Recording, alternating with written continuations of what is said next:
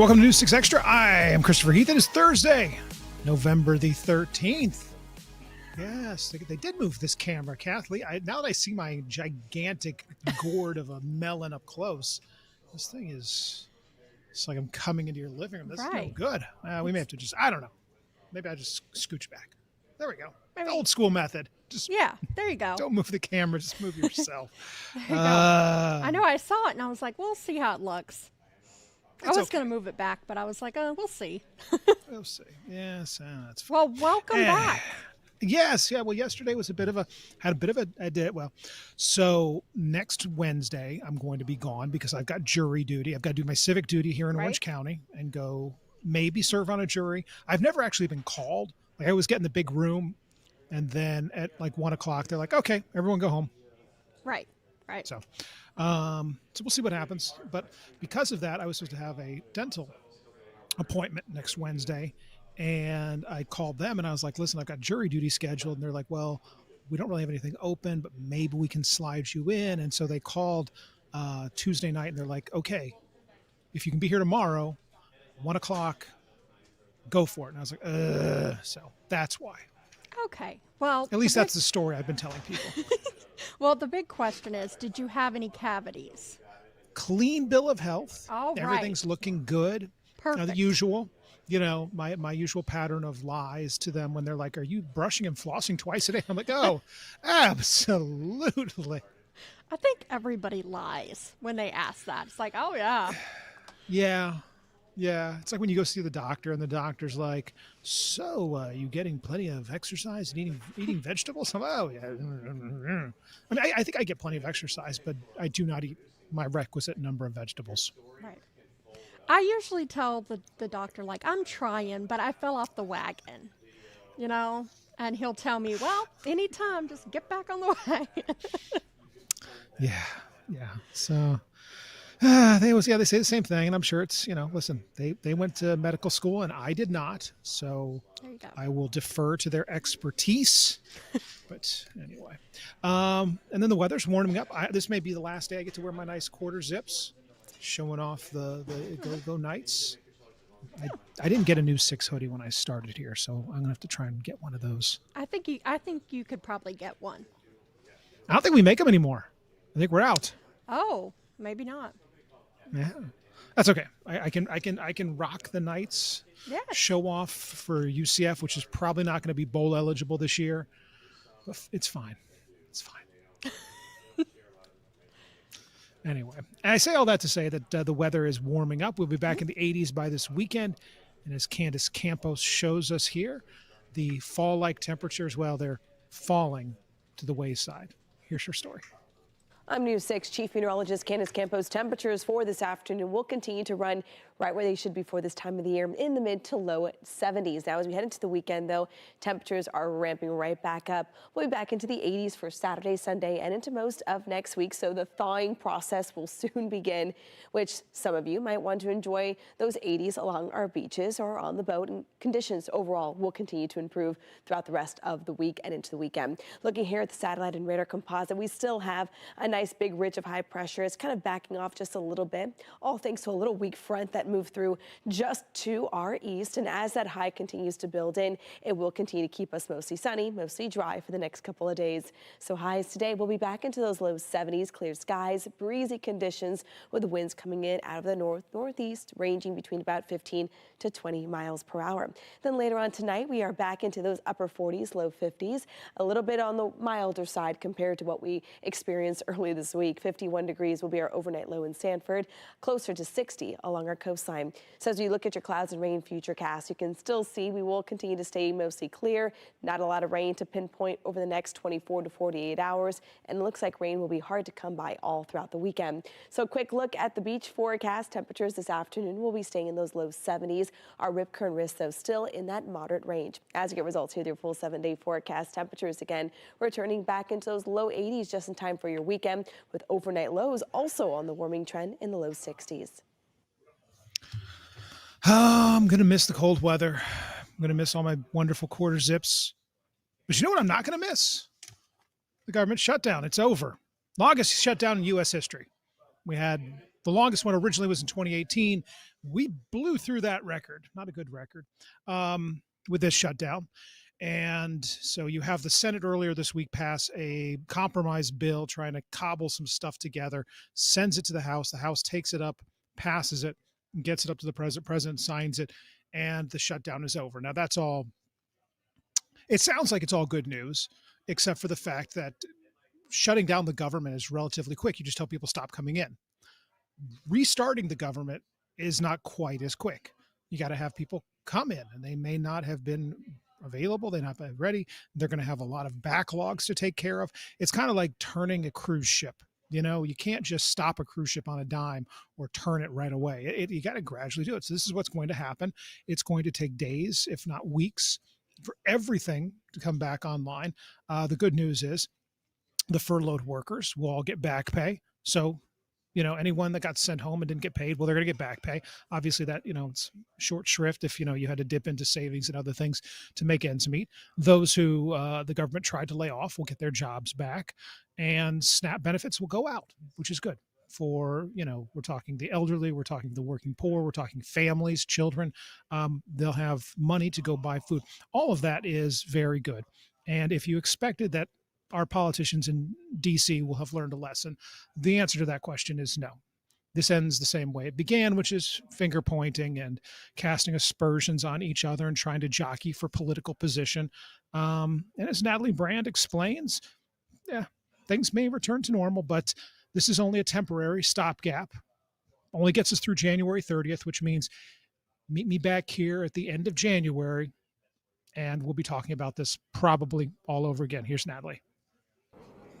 Shutdown-related air travel impacts aren't over quite yet. Airline sources tell CBS News it could take 24 to 48 hours to ramp back up to full service once the FAA lifts its flight reduction at 40 major airports. Still, travelers are breathing a sigh of relief that the weeks-long shutdown is finally over. It's good that they're back to work. Hopefully things get done. With everything going back now, so just seeing how things flush out. So we hope all goes well. More than 670,000 furloughed federal employees are returning to work. 730,000 others worked without pay. The members that I represent, they are ecstatic. They are happy that the government's open. They can now get back to life. They can get back to business. They can make sure that there's food on the table. The tens of millions of Americans who rely on federal food assistance should see their full SNAP benefits soon. A USDA spokesperson told CBS News recipients in most states will get their benefits within 24 hours. That clock started with President Trump's signature on the funding measure late last night, but there's still a fight over Democrats' health care demands, which were not part of the bill. The Affordable Care Act tax credits expire on December 31st. We have to continue to press our case to compel Republicans to deal with this. President Trump Wednesday night said he would be willing to work with the other side on health care, but took aim at the Affordable Care Act. It all includes fixing the health care system that Democrats broke with the disaster known as Obamacare. Obamacare was a disaster from day one. The Senate deal to end the shutdown included the promise of a vote on health care in early December. Natalie Brand, CBS News, the White House. And we will wait and see if that vote happens. And we'll wait and see what happens with that, because hundreds, well, millions of Americans for sure, rely on the ACA subsidies to pay for their health care through the exchanges. And they're going to start to see, as they go through renewals, the prices skyrocket. And we already have a problem in this country with healthcare, and it is not, this is one of those things, it's not isolated to one party or one state or one region. It is across the country. So we'll wait and see if that actually happens. All right. Back here at home, you may remember a couple of weeks ago, a couple was made infamous, for lack of a better term, after yelling at a person who came onto their property, a man who was going door to door selling stuff, and they started yelling at him. It got captured on video. It went viral across social media for this couple yelling at this man. Well, as Troy Campbell explains, the couple has now been charged with assault, and neighbors are reacting. Here's the story. This is the home behind me here along Aberton Court, where that video was recorded back in July. We came out here, we spoke with neighbors who say they are thankful an assault charge has been filed. Savio Romeo lives across the street from where this viral video was recorded back on July 29th. Take your black out of here, you up. What are your thoughts that someone will be held responsible criminally for using those terms and those words and those threats in that video? It's only because he's black. That's all. In my opinion, this is so sad to see, because the humans. Court documents show the two people seen shouting racial slurs in the video have been charged with assault for their actions. 55-year-old Cheryl Pyle and 51-year-old Stephen Wiley posed for these mugshots back on October 1st when they were arrested for an unrelated charge of elderly abuse. The two remain behind bars as they face the added charge. Don't come cussing my door, motherfucker. You and your food. We stopped by the home on Tuesday, but no one came to the door. We caught up with Ontavius Johnson, the victim in the case and the man who recorded the video back on July 29th. We spoke to him only about an hour after law enforcement cleared the scene of a suspicious package outside the home. Before she even said something back, her husband came. She called her husband downstairs, you know. He came outside calling me all types of get off his property. He'll hang me, cussing me out. The wife flicking me off. It's hard for me to sleep trying to get my mind off of the situation that had happened. What are you hoping for the future? I just want, you know, change to happen. In my opinion, this is the worst of the humankind. And I'm so sad for this man, because nobody deserves something like this. Only because knock his door, the other doors, and try and foul work. So for me, this is unacceptable. And I'm going to pray for this man. Romulo says the actions in the video don't reflect his neighborhood. How about also the fact that millions of people around the world saw that video and it instantly went viral, and now there's charges? So do you hope that this sends a message about, you know, the actions that are in the video? This is one good thing, because a million people see these bad words, this bad reaction for this man only because he's black. Could happen with me. And records show the couple is due in court on the assault charge on November 25th. And of course, we will continue to keep you updated. I'm your Orange County community correspondent, Troy Campbell, News 6. All right, stay with us. We'll be right back to talk about new homes, new traffic, and manatees. Everyone's favorite Florida aquatic-based mammal. Yes, I said it. Number one, go manatees. That's on the other side of this. Stay with us.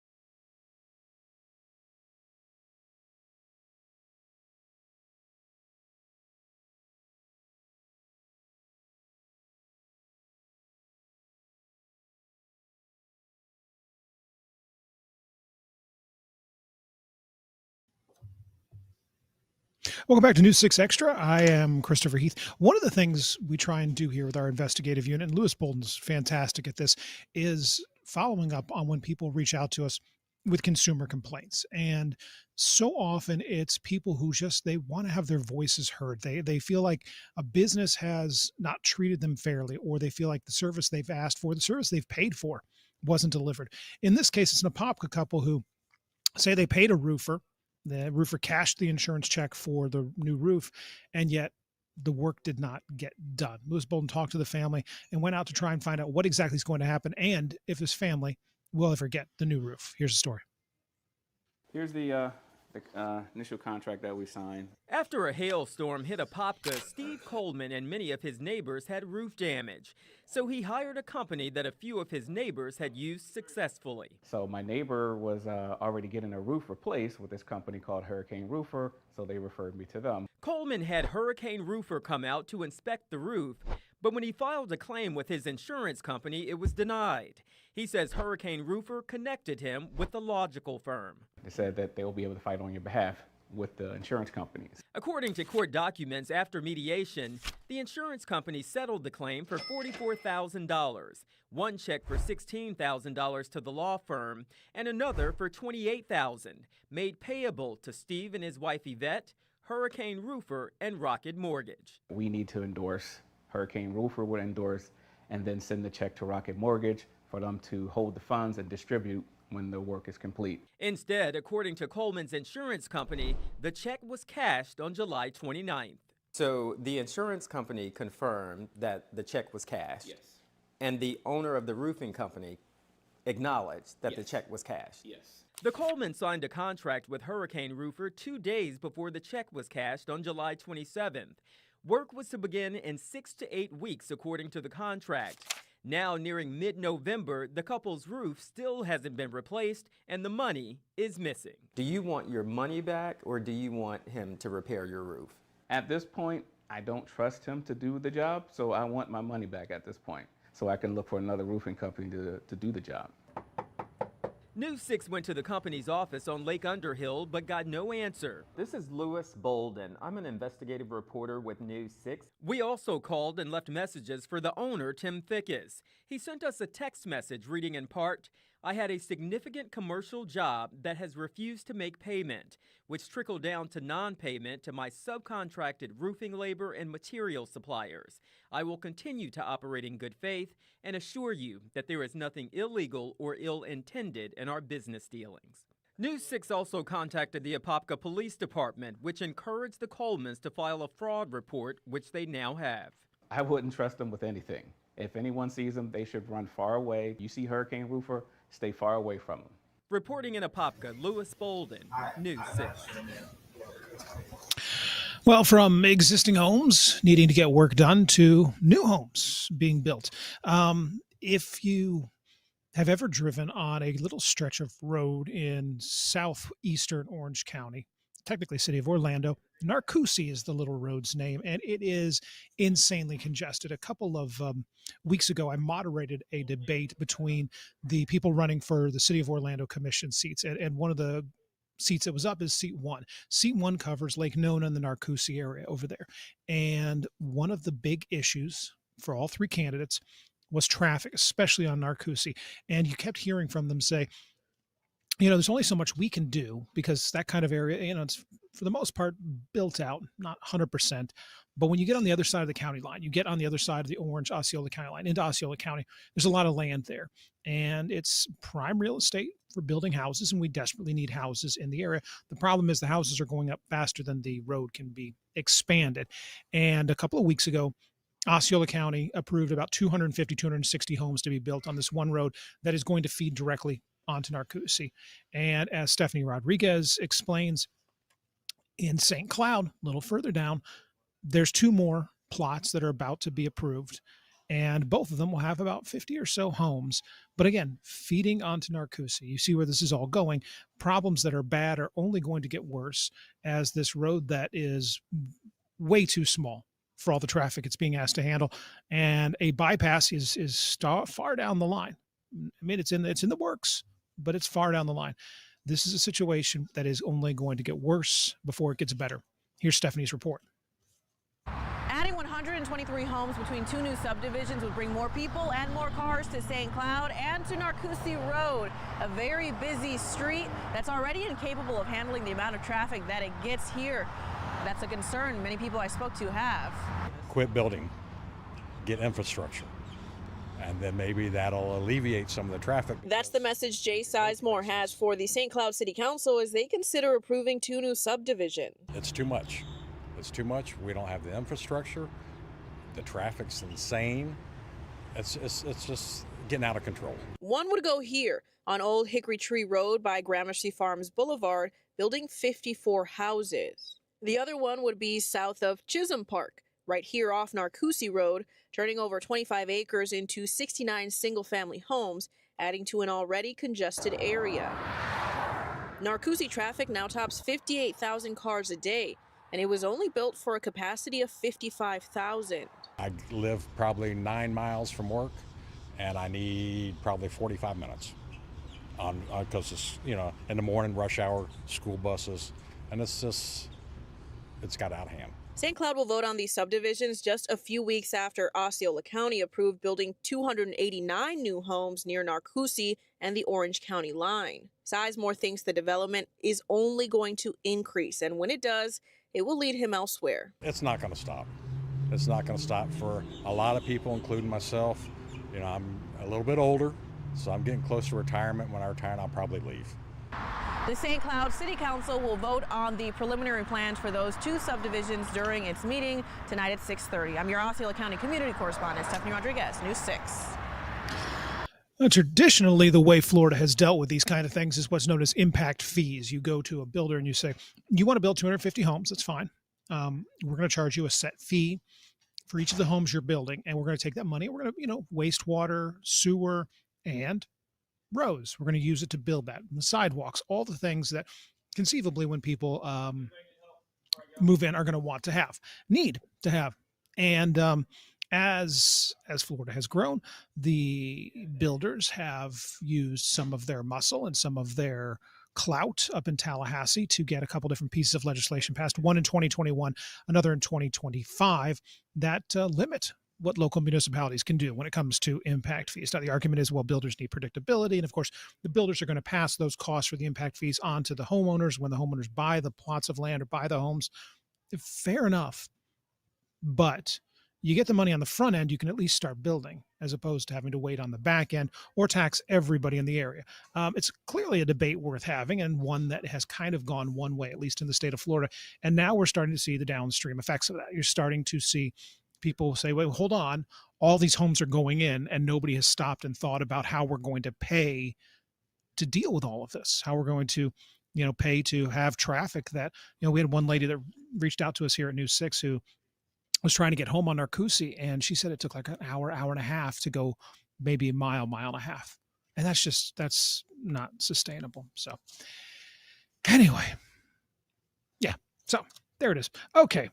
Moving from the crushing traffic and snarls that is Narcoossee to everyone's favorite mammals, the manatees.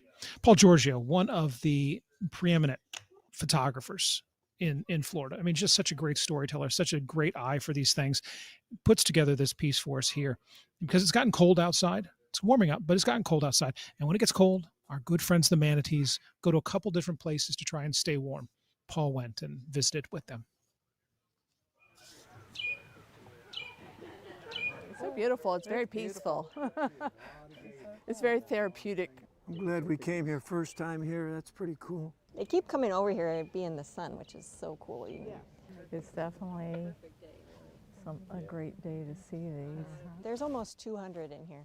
So they counted 194 manatee in the spring this morning. I came out here to see the manatees.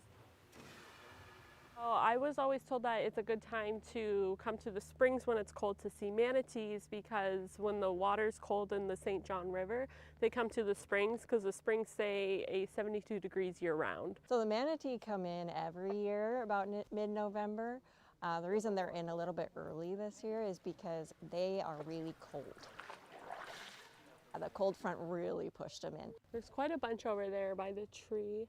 I think I see a little manatee nose there.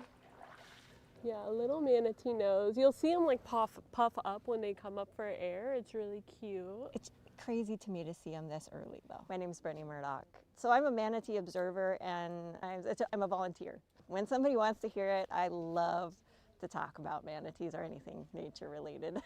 Well, right now, oh my gosh, we've got the baby that was born 10 days ago with her. I'm sorry. I'm sorry, I'm not sorry. Did you see her come up? Yeah. Oh my God. Yeah, so was born 10 days ago to our biggest manatee, Annie. Yes. Wow. So the 10-day-old baby Yeah, I think there's is one. right here. Look over there. Look at that. Oh, she's putting on a show for you guys. Or you see them on TV or on a show or something like that, but nothing, I mean, here in their own habitat. When the manatees migrate, the people all come. Yeah.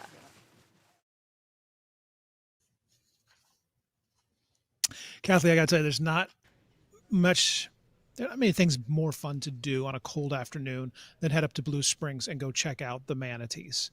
They are it's so great to see them and so docile, just floating around. I know. They're gentle giants, you know? They are. They are.